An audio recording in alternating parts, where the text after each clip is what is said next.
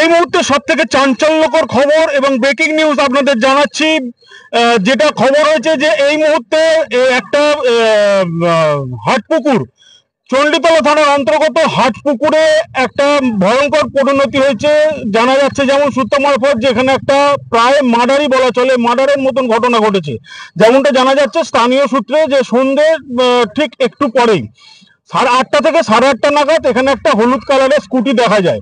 এই স্কুটির এই নাম্বারের ভিত্তিতে দেখা যায় তারা খোঁজ খবর করছে যে এই স্কুটিটা কিন্তু অনেকক্ষণ ধরেই চালু রয়েছে এবং লোকাল সদস্যদের যখন বলা হয় তারা নাম প্রকাশে অনিচ্ছুক থাকা সত্ত্বেও তারা বলেন অফ ক্যামেরায় যে এই স্কুটি তারা যখন এসেছিল যে তারা দেখছিলেন যে এই স্কুটিটা কিন্তু চালু অবস্থায় ছিল।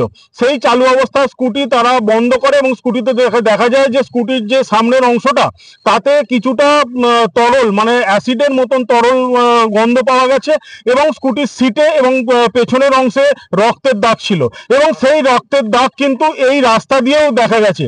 এই রাস্তা দিয়ে দেখা যাওয়ার পরে এই যে আপনারা ডোবা দেখছেন এই পুকুর বা ডোবাতেই কিন্তু ছিল রক্তের দাগ, এই গাছগুলোতেও ছিল এবং সেই সময় কিছু বোঝা যায়নি।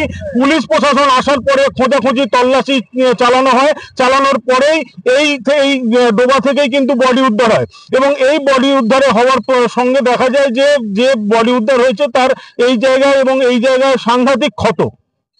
পরিচয় এখনো পর্যন্ত জানা যায়নি, তবে যেমনটা জানা যাচ্ছে যে তিনি কর্ম যে করতেন সেই কাজকর্মের সঙ্গে তার রাজমিস্ত্রি কাজ করতেন এমনটাই এই মুহূর্তে জানা যাচ্ছে। একজন আমাদের বক্তব্য দিয়েছেন, সরাসরি শোনাবো আপনাদের সেই বক্তব্য, তিনি কি বলেছেন। একটু আগে গিয়ে হাটপুকুর মোড়ে আমরা বসেছিলাম, ওখানে অনেক দোকান টোকান আছে, ওখানে আমরা পাড়ার ছেলের ওখানে আড্ডা মারি।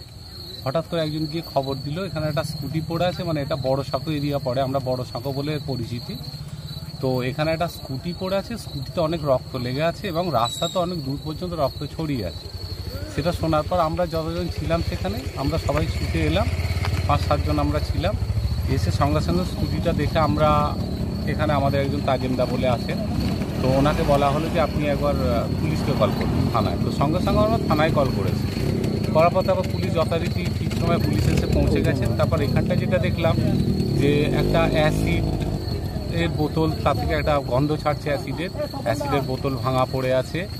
আর এখানে ওই রক্ত আমরা খোঁজ নিতে আরেকটু এগিয়ে গেলাম এবং দেখলাম রাস্তায় একটা জুতো আছে, জুতো পড়ে আছে, জুতোতেও রক্ত লেগে আছে, হেডফোন একটা পড়ে আছে তাতেও রক্ত লেগে আছে। পুলিশ এসে সেগুলো নিজেদের আন্ডারে নিলেন।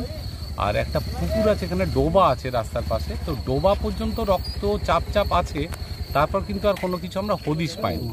তো সঙ্গে সঙ্গে আমাদের ফোন করার কিছুক্ষণের মধ্যেই কিন্তু পুলিশ এসে গেছিল এবং তখন থেকে পুলিশ এখনো পর্যন্ত আছেন এবং ওনারা ওনাদের মতো করে তদন্ত করছে। কিছু জানা যাচ্ছে যে কোথাকার ছেলে বা মেয়ে কেউ না, কিছুই বোঝা যাচ্ছে না।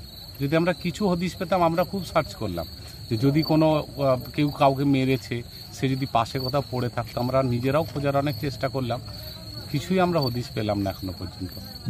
আপনারা শুনলেন তিনি কি বলেছেন এবং এই মুহূর্তে যেটা বক্তব্য জানা যাচ্ছে যে অজ্ঞাত পরিচয়ের যে ব্যক্তির বডি এখান থেকে উদ্ধার হলো তার পরিচয় জানার পুলিশ প্রশাসন চেষ্টা করছে এবং এই ঘটনার সম্পর্কে যুক্ত যারা, জড়িত যারা, কে বা কারা এই ঘটনা ঘটিয়েছে তাদের চিরুনি তল্লাশি চলছে।